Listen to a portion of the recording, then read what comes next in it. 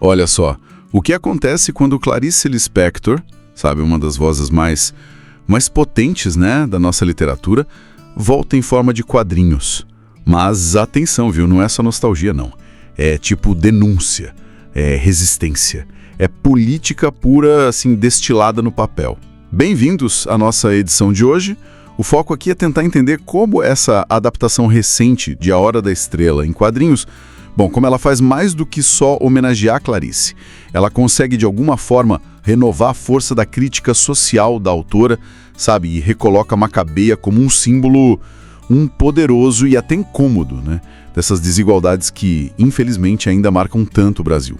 Para fazer isso, a gente vai explorar o material que chegou para nós, artigos sobre o lançamento, alguns detalhes da produção da graphic novel e, claro, pensar um pouco sobre a obra original também. Seu lá nos anos 70 continua tão urgente para a gente hoje, em pleno 2025. Bom, para começar, né, é fundamental a gente situar a obra original. A Hora da Estrela foi o último romance que a Clarice Lispector publicou, lançado em 1977, sim, pouquíssimo tempo antes dela morrer, e foi um livro que causou um certo impacto na época. Críticos importantes, como o Eduardo Portela, chegaram a falar no surgimento de uma nova Clarice, talvez mais diretamente ligada às questões sociais do país. Exatamente. E essa percepção vinha muito da força da protagonista, né? A Macabeia, uma figura que é quase mítica na sua simplicidade e, ao mesmo tempo, na sua tragédia.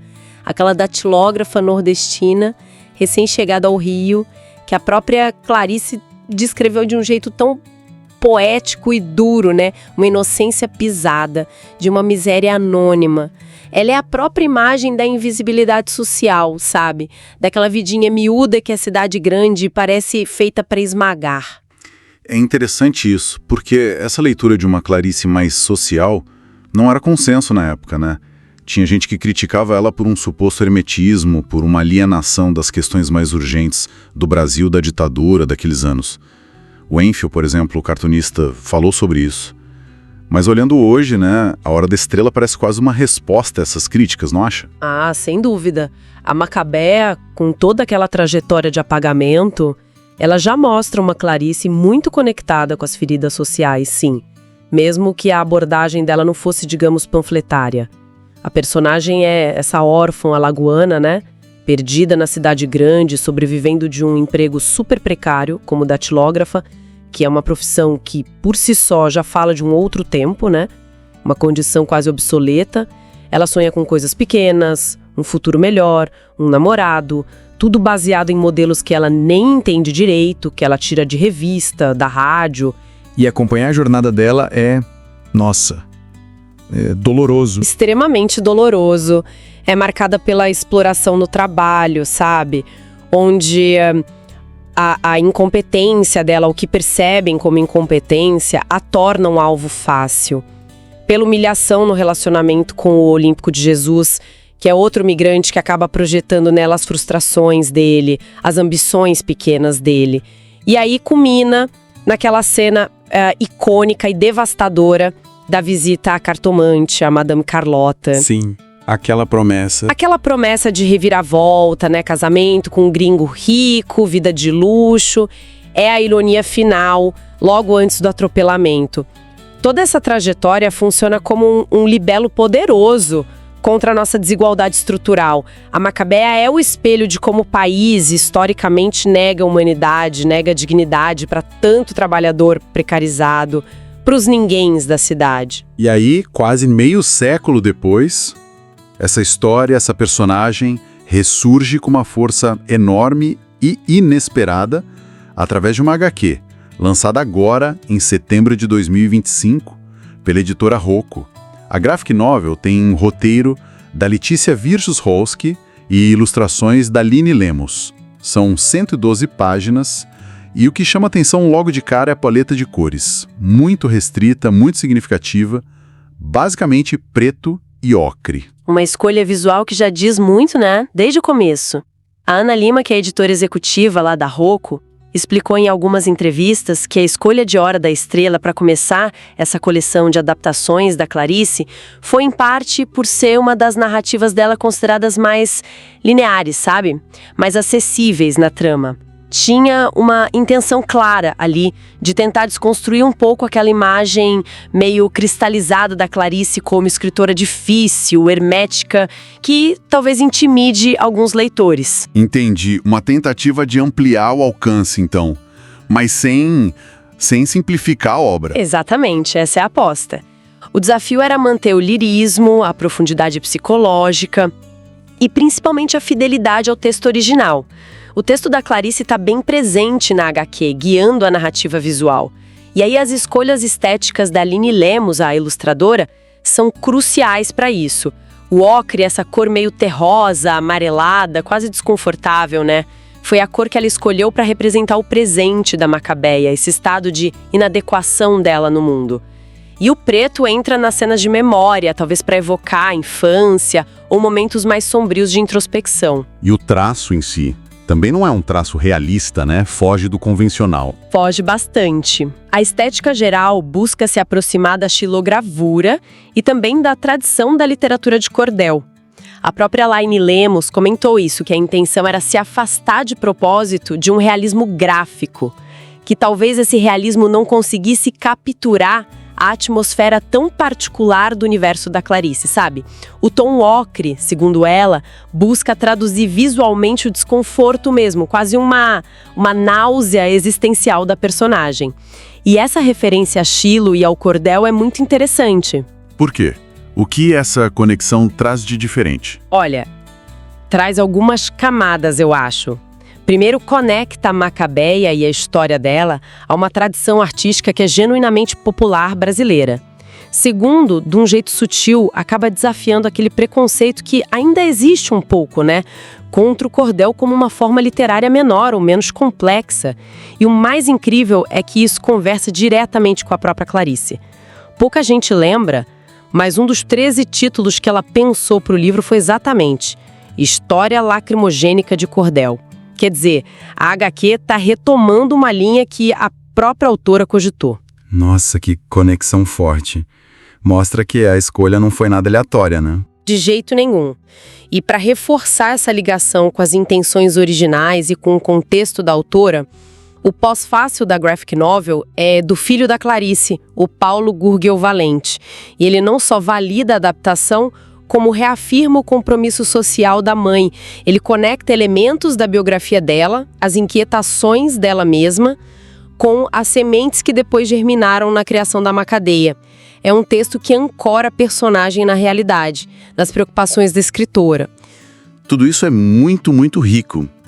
E me faz pensar naquela ironia, né? Enquanto, sei lá, uma parte do imaginário popular ainda liga quadrinho com super-herói, né, o cara musculoso salvando Nova York de novo, aqui a gente tem uma HQ brasileira que a heroína é uma datilógrafa, nordestina, pobre, quase invisível, sendo esmagada pela indiferença da cidade. Poxa, se isso não é subverter expectativa... É profundamente subversivo, sim. E a roteirista, a Letícia Wachowski, também tocou num ponto interessante sobre a adaptação. Ela falou sobre como buscou explorar a comicidade peculiar que existe no texto original. Principalmente naquele confronto entre o narrador da história, o Rodrigo S.M., que é sofisticado, que muita gente lê como um alter ego da Clarice, né? E a simplicidade desconcertante da Macabeia. Existe ali um jogo de contrastes, uma tensão entre o olhar erudito e a realidade crua da personagem, que às vezes beira o deboche, mas que revela muito sobre as barreiras de classe e de cultura. E a HQ consegue pegar essa nuance tão complexa. Olha, pelas primeiras impressões, pelas críticas que estão saindo, parece que sim. Essa captura da relação tensa entre narrador e personagem, adaptada para a linguagem visual, pode ser um dos grandes trunfos da HQ para conversar com um público mais jovem. E aí a gente entra num outro ponto que é crucial, o timing desse lançamento. Sim, porque a Clarice Lispector está vivendo um momento de repercussão internacional impressionante, né? Já traduzida para, acho, 32 idiomas, publicada em mais de 40 países. E o curioso é que essa redescoberta não fica só na academia. A gente vê foto da cantora pop Olivia Rodrigo carregando A Hora da Estrela na bolsa, quase como um acessório fashion. A Lorde, lá da Nova Zelândia, disse que o livro influenciou um álbum dela. A atriz Cate Blanchett cita a Clarice como fonte de inspiração, de coragem. É um fenômeno bem notável, sim. Clarice parece que transcendeu o cânone literário, aquele estigma de difícil, para virar quase um ícone pop. Uma figura meio oracular para novas gerações. Frases dela viralizam em rede social, tipo TikTok. Isso cria um ambiente muito fértil para novas abordagens da obra dela. Quando a Rocco anunciou o projeto da graphic novel, a expectativa foi bem grande, né? Como foi noticiado pelo Acesso Literário, pelo Platô BR. Muita gente viu ali uma estratégia inteligente para democratizar a leitura, sabe? Para apresentar a Clarice para um público que talvez não chegasse ao romance original tão fácil. Mas essa popularidade toda não tem o risco de, sei lá, diluir um pouco a força crítica da obra? De transformar a Clarice só em citação de autoajuda? Olha, é um risco que sempre existe, né? Com a popularização de qualquer artista complexo. Mas, nesse caso específico, a escolha de adaptar justamente A Hora da Estrela parece ir na contramão disso. A graphic novel surge num contexto muito particular do Brasil, de 2025, um país onde os temas centrais da história da Macabeia continuam, dolorosamente atuais. A desigualdade social gritante, a feminização da pobreza, a precarização cada vez maior do trabalho, a invisibilidade de tantas vidas nas cidades grandes. Nada disso sumiu, pelo contrário, né? Parece que se intensificou em muitos aspectos. Então, nesse cenário, a adaptação ganha um peso diferente, você acha? Ganha um peso político, que não dá pra negar. Publicar A Hora da Estrela em quadrinhos hoje não é só uma homenagem literária ou só uma estratégia de mercado. Vira um gesto político. É uma forma muito potente de recolocar a Macabeia, com toda a carga de crítica social brutal que ela carrega, no centro do debate coletivo. Usa um formato visualmente forte, acessível, para dizer, olha, essa realidade que a Clarice mostrou lá em 77 ainda tá aqui. Talvez com outra roupa, mas igualmente cruel. Aquela frase da Clarice sobre o Rio ser uma cidade toda feita contra ela, Macabeia, continua ecoando de um jeito terrível hoje em tantas cidades brasileiras. E aí fica aquela provocação, né? Que não quer calar. É muito curioso pensar como uma figura como a Macabeia, a nordestina pobre, a virgem de 19 anos, a datilógrafa meio incompetente, a mulher invisível, oprimida, como ela ainda consegue ressoar com tanta força, quase meio século depois. O que essa persistência incômoda da Macabeia diz sobre o Brasil de hoje? O que ela revela sobre nós? Revela, talvez, que a Macabeia é a síntese de uma condição que teima em não desaparecer do nosso tecido social, sabe? A condição da precarização da vida, da invisibilidade que é imposta, da exploração que a gente normaliza como parte da paisagem. A personagem, simbolicamente, não morreu atropelada por aquele Mercedes amarelo lá em 77.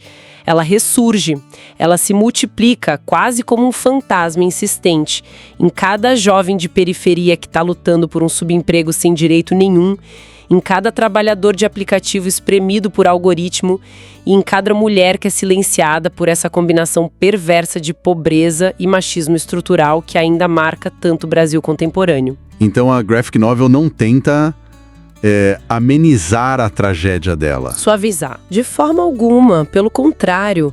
Ela não reescreve a tragédia, mas ela ilumina essa tragédia sobre uma nova luz, sabe?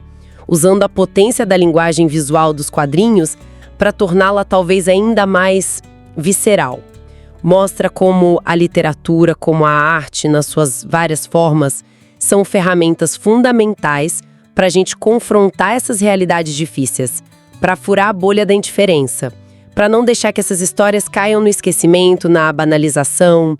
As críticas especializadas que estão começando a sair, inclusive, têm elogiado bastante esse equilíbrio delicado que a HQ parece ter conseguido. Equilíbrio entre o que exatamente? Entre a fidelidade ao espírito e a letra do texto original da Clarice Quer dizer, preservar o lirismo dela, a complexidade psicológica e, ao mesmo tempo, a capacidade de oferecer uma inovação visual forte, uma tradução criativa para outra linguagem.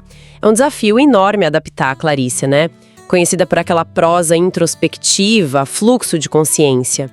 Nesse sentido, a HQ oferece uma leitura diferente, por exemplo, daquela adaptação para o cinema já consagrada de 1985. Ah, sim. Dirigida pela Suzana Amaral com a Marcélia Cartacho, inesquecível como uma Macabeia. Exatamente. Aquele filme foi um marco, né? Consolidou uma imagem muito forte da Macabeia no imaginário brasileiro.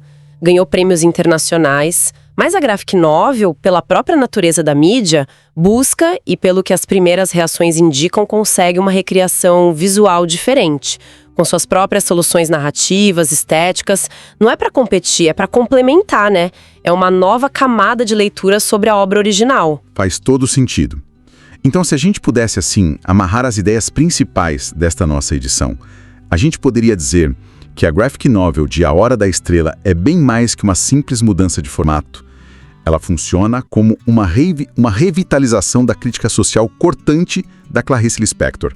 Pega a linguagem acessível e potente dos quadrinhos para fazer a história da Macabeia, que é trágica e atemporal, dialogar de um jeito urgente, direto, com as feridas abertas do Brasil de 2025. Perfeita, como a gente disse desde o começo, a adaptação vai além da homenagem literária, ela se torna um gesto político relevante, recoloca a Macabea no centro da nossa reflexão sobre que país a gente é e que país a gente quer ser. E com isso, talvez, uma última reflexão para quem está acompanhando a gente. Sim, fica a pergunta no ar, né? Se Clarice Lispector e a Macabeia dela ainda incomodam tanto a gente, quase 50 anos depois, será que não é porque a estrela delas, essa estrela tão frágil, quase apagada, mas que insiste em brilhar, continua brilhando, justamente sobre as nossas sombras, sobre as desigualdades, as injustiças, as invisibilidades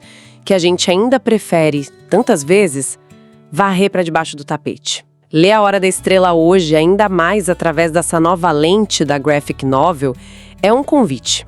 É um convite incômodo, com certeza, mas muito necessário. O convite de reconhecer as tantas macabeias que continuam existindo por aí, entre nós, e de questionar de verdade as estruturas sociais, econômicas, políticas que produzem essas macabeias e silenciam elas todo dia. A literatura e a arte, nesse sentido, funcionam como faróis, essenciais para não deixar a gente esquecer a escuridão. Os links para as fontes que serviram de base para a criação desta edição e também o acesso a outros artigos estão na descrição. Esperamos que esta edição tenha sido enriquecedora. Lembre-se que o podcast vai ao ar de segunda a sábado, sempre trazendo informações importantes e relevantes.